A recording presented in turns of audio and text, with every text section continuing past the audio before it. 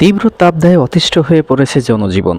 Begum Razia Naser oxygen সেবার উদ্যোগে এই তাপ প্রবাহের তৃষ্ণার্ত পথচারীদের মাঝে সুপেয় স্যালাইন পানি সরবরাহ কার্যক্রমের উদ্বোধন করেন সংগঠনের প্রধান পৃষ্ঠপোষক খুলনা জেলা আওয়ামী লীগের যুগ্ম সাধারণ সম্পাদক মোহাম্মদ কামরুজ্জামান জামাল। রবিবার সকালে নগরের বাংলাদেশ ব্যাংকের পাশে চশমা মার্কেটের মোড়ে এই কর্মসূচি আয়োজিত হয়।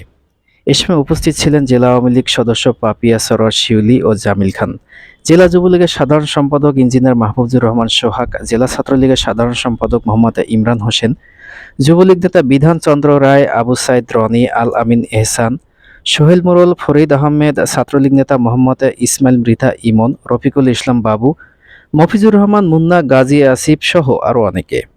এরকম যদি সেবক নিয়ে বসে খুব ভালো, কেন সবাই সবসময় কেনার যদি খায় না বা খাওয়ার সুযোগও পায় না। এরকম ফুটপাতের উপর যদি আমরা পাই খুব ভালো। যে পরিমাণ গরম, যে পরিমাণে গরম, আমাদের পানি যদি নিয়ে আসি পানিও তো গরম হয়ে যায়। এইখানে তো ঠান্ডা পানি পাচ্ছে আরো স্লাইন সাথে। আর যারা করছে তাদের জন্য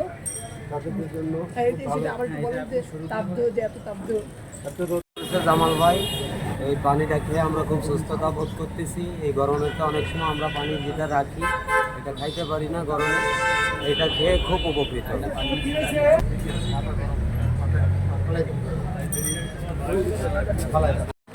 কোভিড-19 মানুষের সেবা করার জন্য শেখ রাজিয়া নাসের অক্সিজেন সেবার পক্ষ থেকে খুলনা জেলার বিভিন্ন প্রত্যন্ত অঞ্চলে আমরা সেবা করেছি বিনামূল্যে। আমার যুবলীগ, আওয়ামী লীগ, ছাত্রলীগের পক্ষ থেকে, অক্সিজেন সেবার পক্ষ থেকে। ঠিক তেমনি এখন দেখছি সারা বাংলাদেশের তাপদাহ, খুলনায় গতকালকে ছিল 41 তাপদাহ বৃদ্ধি পাচ্ছে। যতদিন তাপদাহ থাকবে ততদিন শেখ রাজিয়া নাসের অক্সিজেনের পক্ষ থেকে আমরা সকাল 9টা থেকে বিকেল 5টা পর্যন্ত এই খাবার স্যালাইনের তৃষ্ণার্ত মানুষ ও পথচারীদের জন্য সুব্যবস্থা করছে। সকলকে উন্মুক্ত রেখে সকলে সেই পানি পান করবে, স্যালাইন পান করবে।